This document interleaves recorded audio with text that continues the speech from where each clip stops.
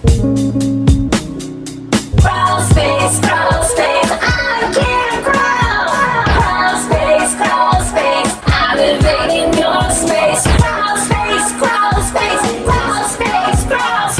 I can't crawl. Hi, it's Crawl Space. I'm Kim Kral, and I'm not live.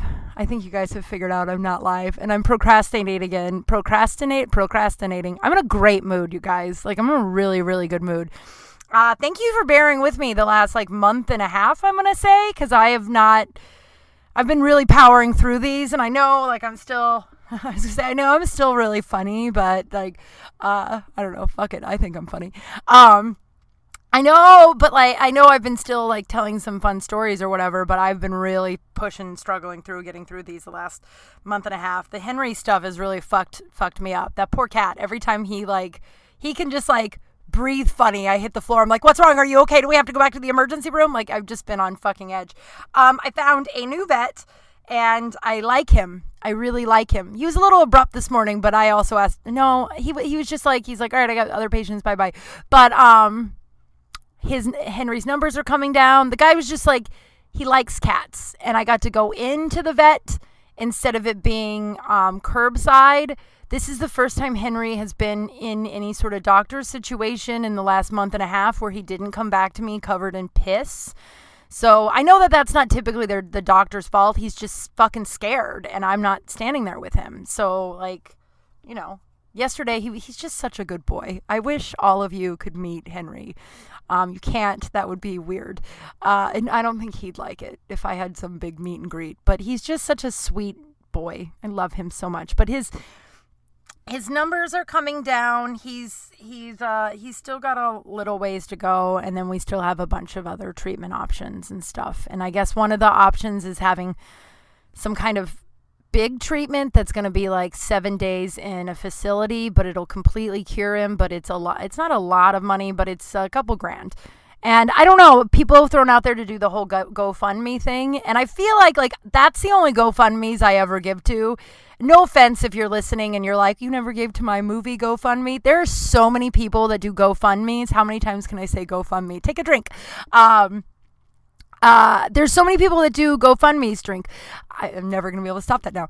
Where it's I want to, create this for my movie or my book or my whatever art project, which of course I always support, but not financially, because so many times I have a buddy who supports every single person he knows that puts up one of those, no matter what it is.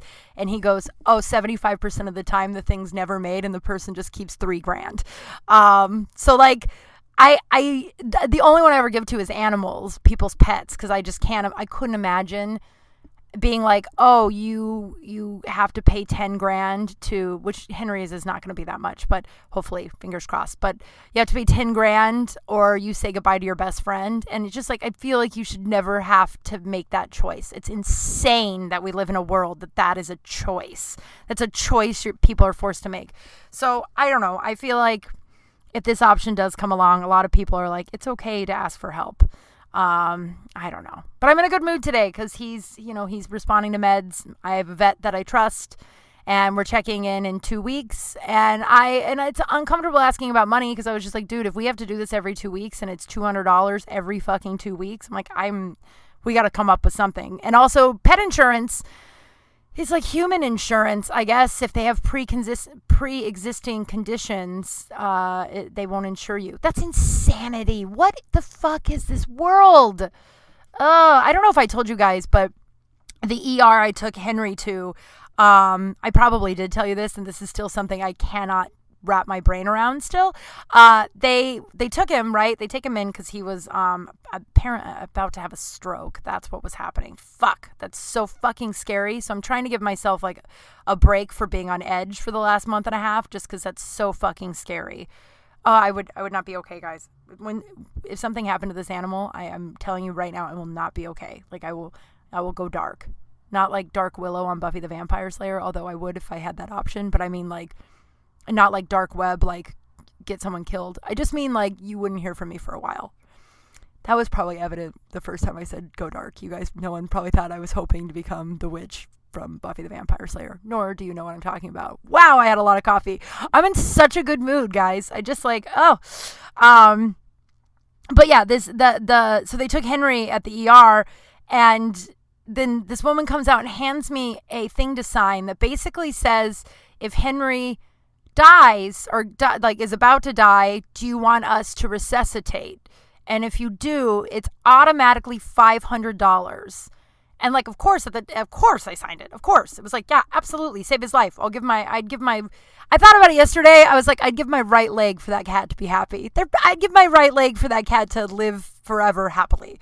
Not just for him to be happy all the time. You know what I mean? Because that could just be like, oh, he'd be happy and then he dies in 2 weeks. I don't know why I'm saying that. Jesus. You know, you get into the bargaining phase of things that you would give up in order for your best friend. My whole soul, my entire soul. I would sell my whole soul for that cat. And if there's any takers out there, you know, I will gladly give you my soul if that cat gets to live forever. So Satan, if you're listening, but like, how fucked up is that? Like, what if someone, like, you're sitting there and you're like, I can't afford $500, like literally can't afford it. Like, there's no credit card, there's no anything. Like, are they going to just watch an animal die? Like, why the fuck did they get into this business in the first place? Don't you love animals? You went to all that schooling because you love animals. And then you just let some cat die. So needless to say, I will not be going back to any of the places that are affiliated with that place. And I'm happy that I found a guy. He's been practicing for 25 years. It's his own practice. He listened to all my questions. He has his own cat. One of my good friends has been going to him for 17 years. So I'm a little relieved. And we'll see what happens in a couple weeks. We just upped his meds. So that's your cat scat for the week. Just kidding. I was trying to rhyme it like poop scoop, but that didn't work out. And I think scat means something other than what I think it means. I think it means something pretty dirty. I'm not sure. I'll have to look it up. Or maybe one of you guys can just DM me and tell me what scat means. Oh gosh, just so... Whew. It's been a rough couple of weeks, and you know, my best friend and her family moved away. Tomorrow is her birthday, my best friend Katie, and she's on the road, so I'm trying to figure out a way to make it special for her. I mean, I don't know. I could just figure out where they are and start driving now. That would probably creep out Dave and Katie and everyone. Wixon would be excited to see me, but if I just showed up, I picture myself right now showing up. I don't even know what I'm talking about. Maybe I shouldn't drink as much coffee or have such a good morning before I pop on here.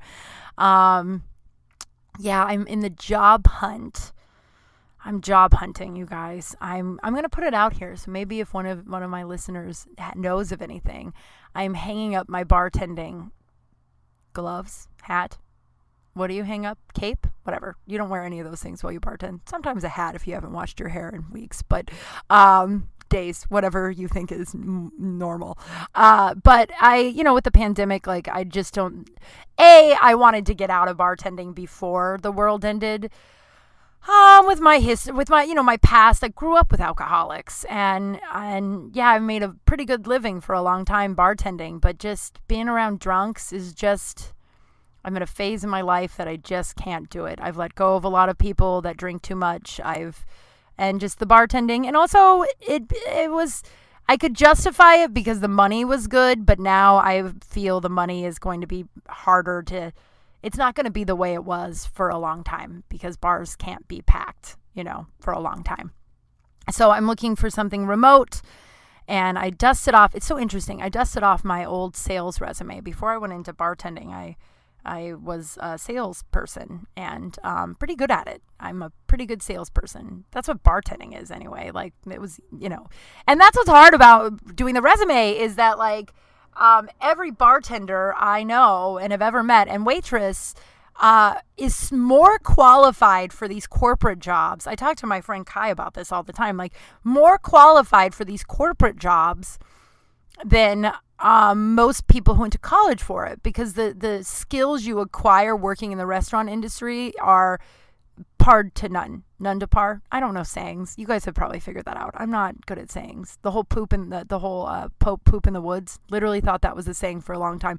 Like, does the Pope shit in the woods? And then I'm like, of course he doesn't. I someone had to point it out. They're like, did you just say, and it was years that I was saying that. No one ever corrected me.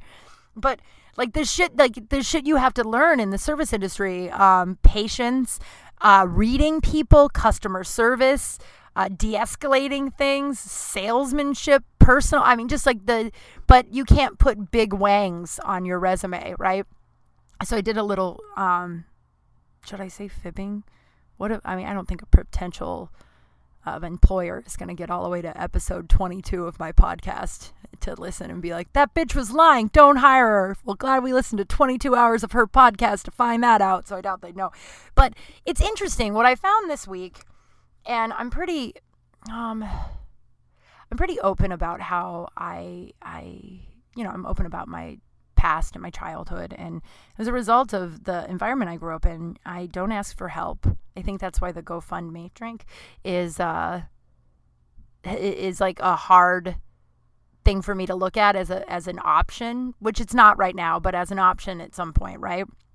I don't ask for help. I also don't want you to know that I'm not handling it. I grew up in a home where you were told, my dad actually wrote in my psychology teacher, we had this big project and one of the parts, we made this like big book or whatever throughout the whole year where you had to like write out, answer a bunch of questions and make collages every week. It's actually pretty cool. I have it somewhere. I misspelled the word patience in patience, so I'm deeply shamed about it. Like I was like, I have a lot of patience, but I spelt it like hospital patience. Jesus. I will say that it's not really my fault because a lot of people I went to high school with still don't know the difference between there, your. We didn't go to a great high school. Sorry if you're listening and you're like, we did go to a great high school. We didn't, man. We did not. Public schooling, baby. But in that, our psychology teacher asked us to have our parents write us a letter. And I had my dad, my mom, and my stepdad write it. And my God, I wonder what my psychology teacher thought. Because like my mom was in one of her sober stints at the time. So it's like 4 pages of her apologizing for being drunk for the first 17 years of my life and almost killing me. I'm laughing now just because like I picture the psychology teacher being like, whoa. Because my mom was just like, I crawled. And my mother is a very dramatic woman. I wonder where I get it from. I am not dramatic. She, it was just like, she's like, I crawled into a bottle and I never came out and I chose the bottle over you time and time again and it almost cost your life. It was like 4 pages of that. Very, very pretty penmanship though. She handwrote it. It was very pretty. It's nice to read that letter though years later too, because I don't really have a relationship with my mom, and because she's just, it's very much a get sober, rehab, or get sober, relapse, jail, rehab, repeat. It's just like been a cycle, and that's like one of the few apologies I had ever, or acknowledgments even I ever got. But my dad's letter, he actually said in there, nothing is worth doing if you can't do it right the first time. What the fuck kind of message is that to a kid? And I didn't realize that until I've been going through my 12-step program that I talked to you guys about and my therapy, that like that is why I have this perfectionism. And a lot of people think perfectionism is only like, perfectly clean house, always like type A personality like that, but also perfectionism can also manifest other things like procrastination. I can't say those 2 words in the same group because my brain's like, I'm confused. But perfectionism can also bring on procrastination. Jesus, you guys understand what I'm saying. I hope. I don't know. It does feel like bees in here, Ray. Only one human is going to get that. But that's okay. Yeah, because you're so afraid of not being perfect that instead of doing it right away, you procrastinate it and you just like push it off. And that's how my perfectionism, because I was always told that if you can't do it perfect the first time, you shouldn't do it at all. That's insane to tell a child. That's insane. And now I'm 8 years old and I am now learning that is bullshit, that you're supposed to fail over and over again. I read a quote this morning. I'm going to butcher it, but it's like, success isn't failure avoidant. It's failure recovery. So recovering from failures is how you become successful, not avoiding them, because you're always going to fail. And so I've been putting off putting this resume together because I have a deep dark secret that I don't tell a lot of people. I have 3 deep dark secrets, and one of them is I dropped out of college. I dropped out at the end of my sophomore year, and I came to LA and I went to community college to try and graduate, and I went for like a year and a half. So a lot of my college credits didn't transfer, so I was trying to make up for those, and I just got overwhelmed, and I was young, and I just dropped out. And so in this job hunt, I have this massive insecurity that I'm stupid, and I know that's not true, but that I didn't, and I've always, and you probably want to know what the other deep dark secrets are. One of them I'll never tell you, and then the other one is I love sardines. Apparently that's not really that embarrassing. I found out like 10 years ago loads of people love sardines, so really I have 2 deep dark secrets. But man, I was ashamed of those sardines for the better part of 10 years. Ashamed, like eating them in my closet, ashamed. Like you do a glass of milk. So I don't know what that means. I do, but whatever. But I have this deep shame that I didn't finish college. And I lie. I lie about it constantly because I feel like that makes me unlovable if I didn't finish. And it doesn't. I'm very smart. I'm smarter than most people I know who finished college. No offense if you're reading this and you're like, or listening to this and you're like, you're not. Yeah, I probably am. Because I went to the school, I was going to say Hard Knocks. That's the most embarrassing thing I've ever said. But I have a lot of life experience, and because I'm so paranoid about looking stupid, I read a lot and I do a lot of research before I speak up, because I also was raised in an environment where, and we all play our parts in our family dynamics, but my part was I was the idiot. Like, my family still sometimes talks to me like I'm an idiot, and it's so putting together this resume, and I know I'm not. I know I'm absolutely not. I remember we were at a library a couple Christmases ago, and a big part of my family, part of my family that I adore, I love them so very much, but I still play a part in our family dynamic, and I'm trying to break that pattern, but it's not easy to do. And my part is, when I'm around them, I do act a little bit more ditzy. Because, when you hang out, it's like when you hang out with a friend from high school, you kind of act like you're still in high school, even though it's been 20 years. They call it revertigo. They don't. That's from How I Met Your Mother. But so I do. But we were at a library a couple of years ago at Christmas, and my aunt comes up to me. I'm looking at Trevor Noah's autobiography, and I'm looking at it to see if I want to what do you do? Check it out for a couple of days while I'm home, right? And my aunt comes over to me and she goes, "Oh, honey, the kids section's over there if you want to get something that's a little easier for you to read." And my uncle goes, "That is so condescending." And I was like, they really think I'm stupid. And I know that's, what are you going to do? You know what I mean? Like, it's taken years for me to know that that's just not true, and I don't have to live this label that I was given as a kid to current. I'm very smart. But while I am putting together this resume, I am incredibly insecure. I haven't been in the corporate world in 10, 15 years, and I don't have a degree, and a lot has changed. And so I'm putting together this resume, and I asked for help. What? I have these 3 women in my life that I've known for, I'm going to say, I think like 12 years, at least 10 years I've known them. And the pandemic has given us time to actually like get to know each other again. They worked at Big Wangs with me, Jamie, Jess, and Kai. Hi, guys. I worked with them at Big Wangs, and the pandemic has given us an opportunity to reconnect, and the support I get from these women. And so I asked them to look at my resume, and not only, and I expressed how insecure I was. And then I told them I didn't graduate college, and there wasn't, the crying's coming again. There wasn't any kind of judgment or laughter or like, "Oh, you didn't graduate? Well, you're fucked." Like, nothing like that. They read it. They sent me notes. It was loving. It was encouraging. When I applied for my first job yesterday, they were like, "1 down." Like, these women, like, it's just like, what if you get to have friends like that? I never thought that I would be able to have friends that that sounds insane, but like, it was like I had my whole life. It's like I have like one or two really supportive, great friends. And then I have this mess of toxicity that like I participated in. And now as I'm going through recovery and working on myself, turns out you can just have women like those three in your life. I have Katie, obviously, guys. Sorry, Katie. I talk about you a lot. I hope you don't get stalked. Who would stalk you? I don't know. Follow her though. She's an angel. Or maybe don't. What is happening? I shouldn't. I make a vow.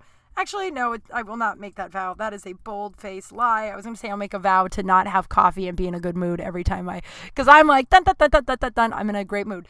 But like I asked for help. And what if you get to have friends that like, that help you and support you and love you? And now I have this resume. And they were like, and one of them was like, yeah, that's fine. I have that. I did that too. I went to a lot of college and couldn't finish, put it in. Like all of them, like it was just like fucking, you're magical and we believe in you. And so I am applying for jobs. I am hoping for a remote job. I have a background in sales, customer service. Obviously, everyone can do customer service. Not everyone, but you know. So I'm mainly saying this too. If you're a listener and you're like, oh, my company's hiring remote positions, send it to me. I am a very good employee. I don't know what's happening. I'm a very good employee. I'm a good sex person. That's from 30 Rock. But yeah, just like, so my one lucky broad today, I am one lucky broad because I have the support in my life. These 3 women and 4 women with Katie. Katie's across the country right now. Katie, I miss her so much. These women are, I'm one lucky broad because I have these incredible humans around me. I'm pretty positive my one lucky broad is something like that every week. But it's just wild to me. The more self-worth I get, the more toxic people are fucking off and it's making room for better people. And if I would be lying to you if I told you that it doesn't sometimes make me feel wildly uncomfortable. I didn't grow up in an environment with unconditional love and support. So it's foreign to me. And when I get it, like before when I'd get it, I would just, crash this plane. I'd burn it to the ground. I'd sabotage it somehow. I'd whatever I had to do to just not feel. And so the feeling I feel with this love is not love. I feel uncomfortable. And that's hard for me to say because it doesn't mean I'm not grateful for it. And I don't love these people that love me so much, but I'm not used to it. And so I'm used to chaos and uncertainty and dishonesty and, toxic humans and people who put you down to show you they love you and talk about each other to show you they love you. And so one of the big things I'm working on right now is that I am enough and I am worthy of these types of friendships, that I'm fucking awesome. I'm fucking awesome. And like, so it's a struggle and it's a process. And if you are a normal human that grew up with normal humans, you're like, what the fuck? Why aren't you just loving that you're being loved? But if you grew up in dysfunction, you know exactly what I'm talking about. That's why, like, I feel much safer in environments where it's chaotic and I'm going to get abandoned. It's like I do everything I can. Like, I only pick people who will abandon me. And then I do everything I can to get them not to abandon me, but they will abandon me. And then I go back to, and that's been my cycle most of my life. And the last year I have broken that cycle and it's so uncomfortable and I feel so unsafe and I just don't have to feel that way anymore. And that's why I'm, doing the work, man, because I deserve people like these women in my life. I just do. So I'm one lucky broad for those 3 women and all the help they gave me. Oh, and your girl's going to get a job. It's all going to work out. I got to get a job. Fucking Henry is going to cost me my breast implant money, which of course I would sacrifice my breast implant money for Henry. That goes without question. I never thought that would be a statement I would say. I say a lot of things that I'm like, never thought I'd say that, but am I shocked? No. I wanted to tell you the aftermath of so remember last Monday I came home and my neighbors were in their apartment and just hanging out, and then they asked me to join them, and I came in there, and I hung out with them for a little bit, and then the next thing you know, I'm duct taped to the floor. They're painting me, and it all got very weird. They did burn me, and because the one artist guy was trying to light the duct tape on fire, and that's when I was like, whoa, that's where I draw the line. No fire, don't get paint on my dress. And so I do have this like scab. I think it's gonna be fine. Also, I don't model anymore, like I take my own photos, and I do like to take photos with like people who are building their book. I like that stuff, but I'm not like that ship sailed, so I don't mind a scar or two. And what a cool scar to be like, this came from one night I don't know, maybe I got another story. I'm always here for a good story, right? But the aftermath of it, okay. The aftermath is, My one girl neighbor text messaged me. She's so fucking nice. I'm terrified that I said something about her on another podcast. I think I was just making, like, I was writing my neighbor jokes and how I didn't want to make friends with my neighbors. And I'm like, fuck. Hopefully, yeah, she's so nice. And like, I want her to get to know Henry. And well, I'm the only person who knows Lucy, which is a shame. She's a sweet cat. Terrified of everything. Very sweet. But like yesterday, I have 40 pounds of, I was going to say litter down by my mailbox. And my mailbox is kind of a hike. It's like 2 or 3 flights of stairs. Like it's annoying to go to, right? 40 pounds. Usually the Amazon guy leaves it at my door, but they haven't been. And I just forgot about it. And this broad brought it to my door. She texted me last night and she goes, hey girl, I saw that you've had litter down by the mailbox for like a week. So I just put it by your door. I was like, that's like 40 pounds. She goes, yeah, it was really heavy, but like it was a good workout and I didn't mind doing it. What if you just get to have, like, I realized today that because of the way I was raised, I'm always going to bring it back to this, but I'm just like discovering so much shit right now. Because of the way I was raised, I expect it to be bad, and I expect you to abandon me, and you to be crazy, or you to need too much from me. My father needed too much from me. I was like my father's wife my whole life, and that is so hard to say, probably hard for you to hear. But that's why I'm in therapy. And so I avoid relationships in a fear that you're going to need me as much as he needed me. And as a child and your father needing you like that, not like I needed him because I was a kid. He needed me because he didn't have emotional support. So I became his wife. And I realized as an adult, I avoid relationships because I'm afraid that I'm gonna have to feel those feelings that I felt as a kid. Turns out you can just have relationships with healthy people who genuinely just want you to do well and have boundaries and shit. I know a lot of you normals out there are listening. If you got to episode 22, you probably have a little bit of not normal in you, so I'm probably fine, but it's just a lot of new stuff in here. A lot of new stuff that like, so she got my litter for me. So, but like since the paint so she texted me like a couple of days later. It was just like the guy who painted me texted me too. They both sent me like, that text after a weird night. Like if you're drunk and you're like the text you send that's like feeling the feelers, like, are they mad at me? That kind of text. But, it also comes after a weird night. They both sent me like a feelers text. Like, hey, hope you're all right from the other night. I hope it didn't get too weird for you when we duct taped you to the floor. They don't know me that well, so they don't know that I'm pretty much up for anything. Within limits, but you know what I mean? But they sent me this message, and I was like, oh no, I had a lot of fun. And I was like, I would be down for any art projects you guys have. Like, you guys are like, one's a painter, one's a visual artist, and I model. So I'm like, why wouldn't we all create right now, especially when we're all just like hanging out while we wait to see how the world ends, But I've been really busy the last week, like coming and going. Like when I leave my apartment, it's like, I got to get to this place. I have like 25 minutes to do this thing. So every time I see them, they're like, hi, and they want to talk to me. I'm like, it looks like I'm avoiding them, where I'm like, hey guys, good to see you, but I got to go. I can't talk right now. Please don't ask me to come into your apartment so you can duct tape me to the floor.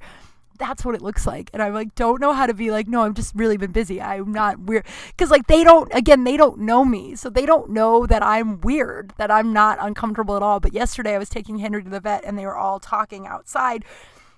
The three of them, because we had a landlord appointment. I have a handyman. He's my nemesis. I hate that guy. I hate him so much. Like so much. Like he's just, I'll tell you in a minute. But like I've never nah, it's not an irrational hatred the way I had for Jay Cutler, but it's like every time I see him I'm like, oh, that guy. And I don't like using the word hate, but when I tell you, you'll be like, me too. But I walk out and they're like, hi, how are you? We're having the landlord inspection. And they're like, oh, we're talking about this stuff that we're asking. And I was like, I don't have time, guys. I had just got my car. I sat in my car for like 45 minutes with the air running so I could go up and get Henry so the car would be cool enough and for the drive so he wouldn't be like getting into a hot car because he gets so nervous. And then he does the panting thing again. And my doctor was just like, yeah, he's just calming himself down. And his thyroid's high, so he's in fight mode. So just, keep him calm. But it looks like I'm avoiding them. Like, hi guys, please don't be weird. It's very funny. But my handyman, this fucking guy. So let me ask you if you think this is weird. And maybe I've told you guys this before. I don't know. Like I said, I'm not very good at keeping track of things that come out of my mouth. It gets me in trouble sometimes, but we're lucky that I don't care. So he'll come in here and fix stuff and he'll use my bathroom and he'll do a couple of things. He won't ask, which I know sounds really like petty, but it's just like, you're in my home. I would never go into someone's home that I didn't know and just use their bathroom. You ask. And of course I would say yes, but he just goes. And then he leaves the toilet seat up and does not wash his hands. This is before pandemic. This has been years, right? And does not wash his hands and leaves the toilet seat up. What the fuck? What the literal fuck? So now I've gotten to the point that if I'm not going to be here and he's not working on the bathroom, I just shut the bathroom door and I put in, this may be crazy. I don't mind confrontation, but it's a petty thing to call your landlord to be like, yo. And also my landlord has no boundaries and he's not the best. His wife is awesome, but he is something. But I mean, I love where I live. So I just that's why I'm like, I'm not going to put it down too much. It is what it is, whatever. Like I have a great apartment, rent controlled, love it here. Apparently I have really awesome neighbors too, that I've been avoiding talking to for the better part of a decade. And so now I just shut the door and I put a sign on the door that says, don't open, kitten is in here, which is so crazy. I know. But one time, so that puzzle I was talking about a while ago that I finally finished, I had been working on that puzzle longer than I'm proud of. And I had about half of the puzzle done. I feel like I told you this. I had half the puzzle done. And I was gone while he was in here one day. And I come back and he had knocked the puzzle over. And didn't pick it up, didn't attempt to pick it up, didn't write a note, didn't anything, just left it. Half of a 1,000-piece puzzle. And you guys know how I feel about that fucking puzzle. I was so mad. I was like, what the motherfuck? And it took me much longer to get that puzzle done. And it also took a pandemic and some time, whatever. But then the next time he comes in and I got the puzzle up and I got the puzzle back to where it was when he knocked it over. And he comes in. And he goes, and he has the fucking audacity. This guy's my nemesis. Every time I see him, he's like, hello. And I'm like, I could kill you. I could run you over with my car. And I know it sounds really crazy, but this puzzle thing, man. So he comes in and he looks at me and he looks at the puzzle and he goes, oh, it's taking you quite a long time to finish this puzzle, huh? I saw fucking red. I was like, are you kidding me right now? And he goes, what? It's just taken you like a year to do this puzzle. I'm like, you knocked the puzzle over. You knocked the goddamn puzzle over. I was so mad. I didn't say it like that. I was just like, hey, you actually knocked it over once and I had to start over. He's like, no, I didn't. And I was like, yeah, you did. You were the only other person in here. Henry and Lucy have not gone near that puzzle. They didn't one day just decide to fuck with the puzzle. Believe me, I know when Henry fucks with stuff. He flaunts it in front of me. He has this walk, which he's starting to finally do, which means he's starting to feel better. His walk that he's looking around the room like, what can I fuck up that'll piss her off so she pays attention to me?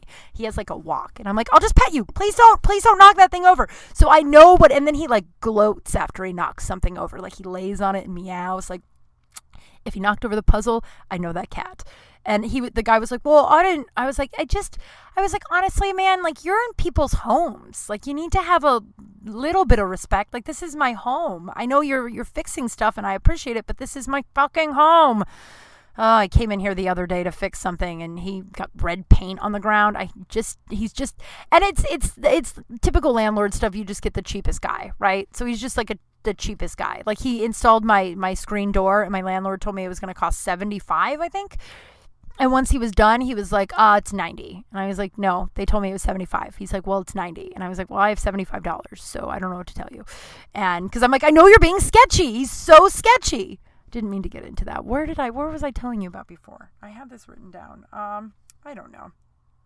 Looking for a job. Oh, my neighbors, the aftermath of them taping me to the floor and me asking if they wanted to have an orgy. See, that's why I think maybe I thought they wouldn't think it was that weird because I offered sex. So I don't know, but it's the girl's birthday on Friday, and she's having a little like neighbor barbecue with like 4 of us. So don't worry, it's going to be safe and socially distanced, and also we're all already neighbors. So if one of us has it, but so we'll probably talk about it then. But it's just been really funny because it looks like I'm like avoiding them. I would like to now tell you about, just kidding, that I just love that. The poop scoop. You ready for the poop scoop? I'm really excited about this poop scoop because it's not my story. And like I said, first of all, if you have some stories, like my buddy has had diarrhea for the better part of a week and he just told me yesterday. And I was like, well, I'm very disappointed that you waited a week to let me know. Actually, he told me a week ago. So yes, that's a lie. That is a lie. He told me last week and it was very funny. And now I'm like, you need to go to the doctor. You shouldn't be exploding in the toilet. Talking from someone who knows. You shouldn't explode in the toilet for more than a week. Otherwise, there's something wrong. You need to go to the doctor. That's some free medical advice. But the poop scoop this week comes from a girlfriend of mine. She is remaining anonymous. She tells me this story. And again, if you want me to tell your poop scoop story, go ahead and DM it to me. And if you don't want me to tell it, still DM it to me, and I won't. I'll just enjoy it because I love these stories. We all have them. I don't understand. Like, why were our bodies like I get that it needs to get rid of waste. I understand, and the waste isn't going to smell great. I get that. But our bodies are like, it's just like this unpredictable apparatus that we all just have to go through life dealing with. And we all have these awful stories. I don't care who you are. If you're like, I've never plugged a toilet. Bullshit. Just like I think you're all going to poop your pants at one point if you haven't already. Your time will come. And so like, but we all have this like thing that we have to just deal with. And instead of like coming together and being like, we should accept this of one another, we kind of shame each other. So this broad, who's a good friend of mine, she's house sitting for these, I might butcher the story because it wasn't written down. She just told it to me, but she's house sitting for some friends and she got locked out of the house and she had to poop, like emergency poop. So she pooped in their bush. She went out back and just pooped in the bush. And that's like, that alone, it's kind of like, yeah, whatever. Who hasn't pooped in a bush? Everyone, well, maybe not everyone. Have I pooped in a bush? No, I've dug a hole and pooped in the hole and then buried it. I don't know if that's normal or not. That's camping shit though, you know what I mean? Like, and if you want here's a fun camping tip. If you dig a hole, then you get a big stick and you sit on the stick over the hole and it's like a toilet. But like, so that part is like funny enough. But then she gets back in and she said the people never talked to her again. So we all have concluded that they probably had some kind of security cameras and they don't know that she got locked out. They just think she went outside and shit in their bush. And I think then she cleaned it up. So on the security cameras, it looks like she just It looks like she just walked in the backyard and then shit in the bush and then went back in. Like, and then there's probably a while that passed because she had to get back in the house. And then a couple of hours later came out with a plastic bag and like picked up her own poop. Like it was nothing. And then she said they did come to her wedding, but they've never really talked to her the same again. And I'm like, I guess I don't know how you'd ask. Like, yo, did you stop talking to me because I shit in your bush that one time you were out of town? So goddamn funny. Oh my God. I want to hear the weirdest places you've ever pooped. Oh God. And you know what was going through her head? It's just like, Jesus, I can't believe I've gotten here. How did we get here? The amount of times that I've been going to the bathroom somewhere and my brain goes, how did we get here? I can't even tell you. So that was your poop scoop. I hope you enjoyed it as much as I enjoyed hearing about it and then also telling it again. Oh, I needed that laugh. It's so fucking funny. Oh gosh, guys. Yeah, so I'm looking for a job, and it's so funny because like I'm picturing myself in my new job, and obviously I'm not going to quit comedy. I feel like this is the best time to get a day job because most of it's remote. Like before I always bartended because it was like it gave me my days free and it was only like a couple of days a week so I could still tell jokes. But this is the best time to get a day job because all of my auditions are self-tape and you email them in. And so it's like you don't have to have the days free as much. You can, tape your audition at 2 a.m. And comedy is dead for a little bit. And when it comes back, then I'll have like a day job and I'll still have nights free. I don't know. I just feel like it's a good time. And I won't always need the day job. Which also leads me to, so the other day I saw this post. And maybe this is where I'm getting all this like energy and good vibes coming from because I saw this post that was like 18 to 21-year-olds who want to go on a venture of a lifetime to travel the world with Gordon Ramsay. And I was like, oh, I'm too old for that, obviously. But I was like, man, I wish when I was 21, I wasn't so scared to apply to that stuff. I would see that and like I wanted to be on the real world, like real bad.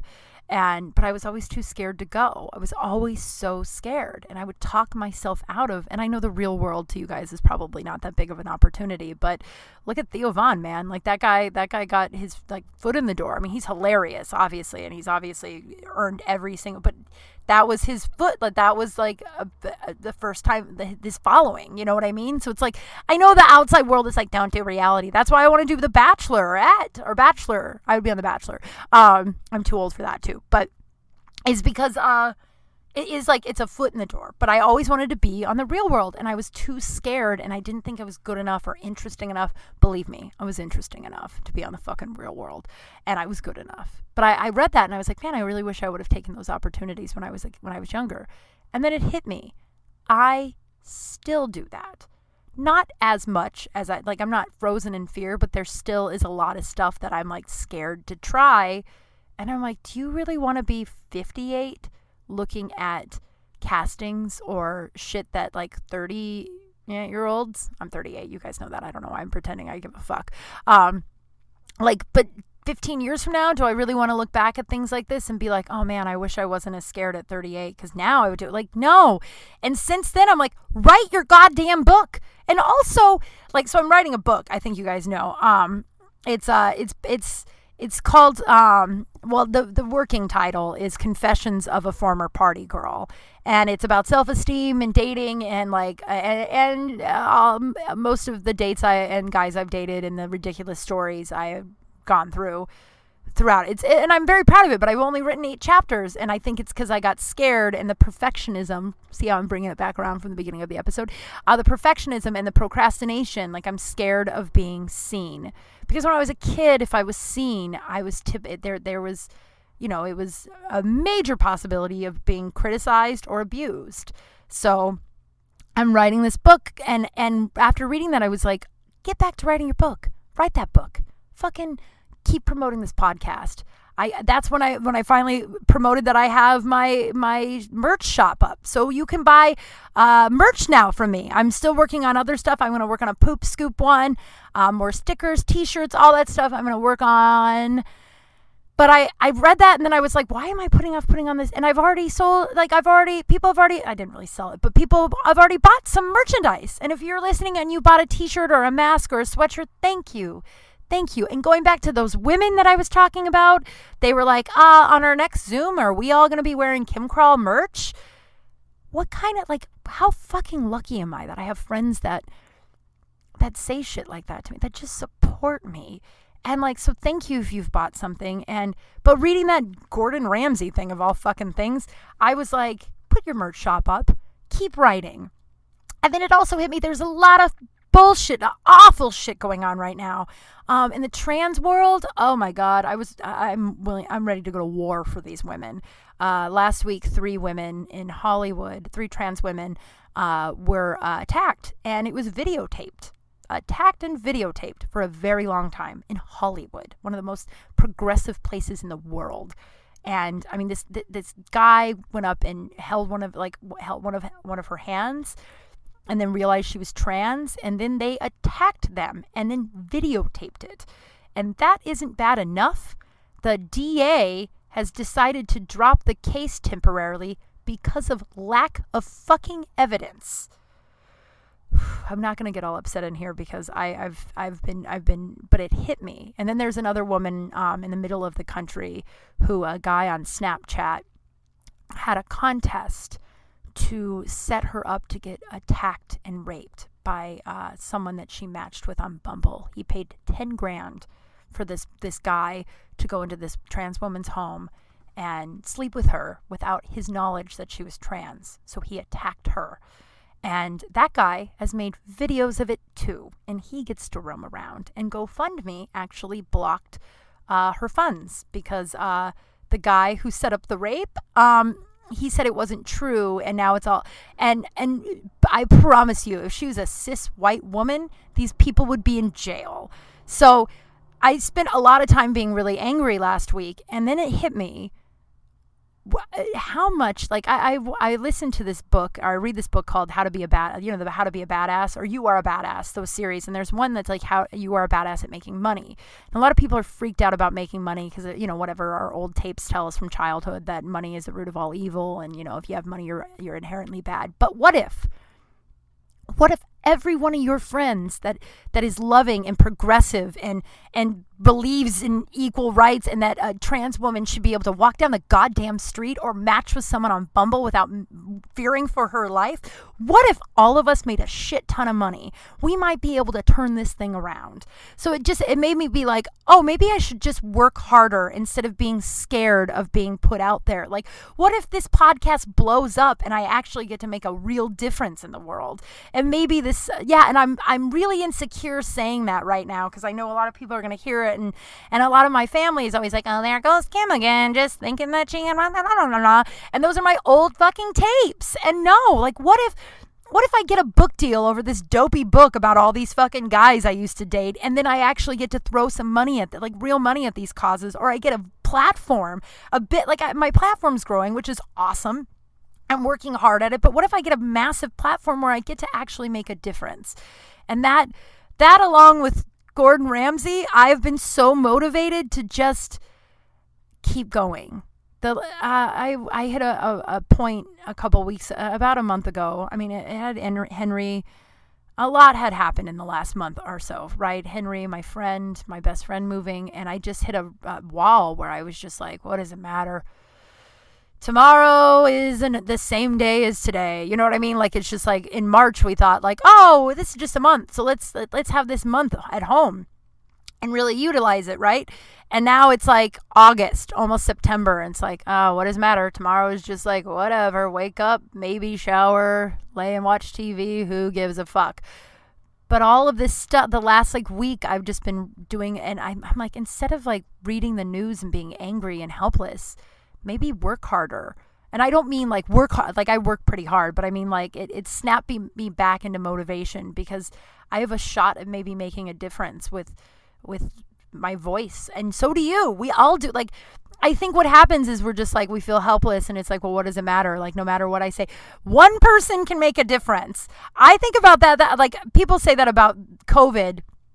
And because one person ate an undercooked bat, I believe that was the story. I don't know if it's changed since then. I don't think we need to look at how it happened. I think we just need to figure out how to stop it. You know what I mean? Like, that's how I feel about childhood. Like, it's like, yeah, it's important to explore it and look at it. But like, my responsibility is how to live in the world without having my childhood reactions, right? Like, we can focus all day long that my parents were alcoholics and my dad was he abused me.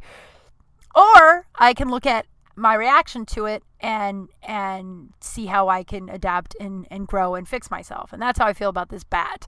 We can focus all day where it came from, or we can be like, or we can look at the fucking what's going on at hand. Or I always think one person can make a difference. That's why I love this whole straw thing and the paper straws, the metal straws, and getting rid of the plastic straws. It makes everyone really mad, but I'm like, man, one person really can make a difference. Some broad made a documentary about turtles like 5 years ago and changed the goddamn world. So like maybe, and that's what motivates, like I don't know. So I'm back and I feel less in a funk. I don't know if I hit it well the last month in the podcast, but I was just really having a hard time. And my Henry fear and what was going to happen next. And I still have that, but I feel now that I have a doctor I trust and like, and everyone there was just so, it just was just a night and day experience from when he was, the beginning of it. I don't know. I'm back. I'm motivated and I'm writing a book. And what if I get a book deal? Or what if I just self-publish? I have a couple of friends who published a book in in the pandemic. What? I don't know. So a lot of fun things on the horizon. If you want to check out this is our episode, I think I'm almost done. Like every week, I forget. But it always ends up being about an hour. I think that's what I wanted to talk about this week. Oh, I was going to say in my future life, I keep picturing myself wearing a pencil skirt and high heels everywhere. Like today I was thinking about it. I was like, that's what you picture yourself when you're like this big boss of a woman, when all your dreams come true. I don't know why that is what I want to wear. A pencil skirt sounds incredibly, what is it called? Constrictive. I think that, yeah. And heels. I'll wear them sometimes. And I don't mind being really tall. I like being tall. But pencil skirt, I am a human that a couple of years ago bought a pair of sweatpants that I found very comfortable. So I bought a couple more and then tried to normalize me wearing them everywhere. I bartended in them at this bar that this is going to sound. Now I talked to myself about this morning when I was thinking about what I was going to talk about on this show. I only got away with wearing the sweatpants at the bar because my boss told me my ass looked good. How fucked up is that? Now this morning I'm like, oh man, that was really just the environment. Like, things are changing, friends. You can't say that to someone. Jesus Christ. But I did wear those sweatpants. I wore them everywhere. Oh, they were so wonderful. And then it reminded me when I was a kid, not a kid, but I was like from like 17 to 19, so kind of a kid. I stopped carrying a purse and just put everything in a plastic grocery bag. And just carried around a grocery bag. And it made my friends really mad. It confused my dad. People were so upset. And and I was just like, why? You just carry around this bag, whatever. Like, I don't need to keep buying a new purse. And then it got to the point where I thought it was kind of funny because it was pissing everyone off so much. And the only reason I stopped is because I kept getting stopped in the store. Like, it was like a Safeway grocery bag. Every time I go to Safeway with it, they had to go through it because they thought I was shoplifting. So it was like, I guess this thing's retired. So the funny thing is I'm looking back and I'm like, I cannot believe that I am a person who wore sweatpants all the time and used a plastic bag as a purse, thinks that future Kim will want to wear a pencil skirt. I don't even think I've ever put on a pencil skirt, but maybe that's a future Kim, because I got some plans, my friends. I got some plans and I feel motivated and excited about them. And thank you for listening and for being and listening the last month and a half. It's been a little rough. I feel like I'm finally coming out of it, and I am so excited. If you get a chance, like always, please leave me a review. They mean a lot and they help a lot. They get the podcast a little bit more seen, and get it out there and help me build my platform, which is one of the things I'm working on. So if you could leave a quick review, I would love it. And I would love it if it was a 5-star good review. If you are listening and you hate this podcast and you're like, ew, I'm going to leave a review. Don't leave a bad review. I mean, I guess everybody has a bad review. So maybe that'll make me feel like I've made it. I'm starting to sweat. Hey, that's a personal best. I've been here about an hour and I haven't been sweaty yet, but I've started to sweat. Let's see here. And if you want a t-shirt or a mask or a sticker or something, go to kimkral.com and there is a button for merch. There's also a button on there. I'm going to update it today with a couple of more things. I believe it says Black Lives Matter or BLM, how you can help. I have a bunch of links to petitions, people you can call. There was another black man that was shot in the back 7 times 3 days ago. 7 times in the fucking back. And it was on video. And they're like, we have to review the evidence. If that doesn't outrage you, you are part of the problem. If you were listening to this and you were not angry at that shit, take a good hard look at yourself because you are part of the problem. But I have a link in my website too where I'm going to update it today. There's a lot of petitions you can sign, people you can email, Gofundmes, all that stuff. So also check that out. And follow me on Instagram. I'm trying to build that up. KYMKRAL. No dash news yet, but I still got the first episode locked and loaded. I almost want to just release it, but I know as soon as I release it, then it's going to go to Dash. So yay. Thank you guys so much for listening. I will be back next Wednesday. Send me your poop scoop stories, or I would love it if you flooded my inboxes. Yeah, I guess there's multiple inboxes, with, weird places you have had to poop. Also, I have an email address now, kimkralspace@gmail.com. So you can send all of it there. I'll be checking it like once a week. I'll check that once a week, and that might be better than DMing me because those things are a fucking mess. So kimkralspace@gmail.com. And I will talk to you guys next week. Thanks. Bye.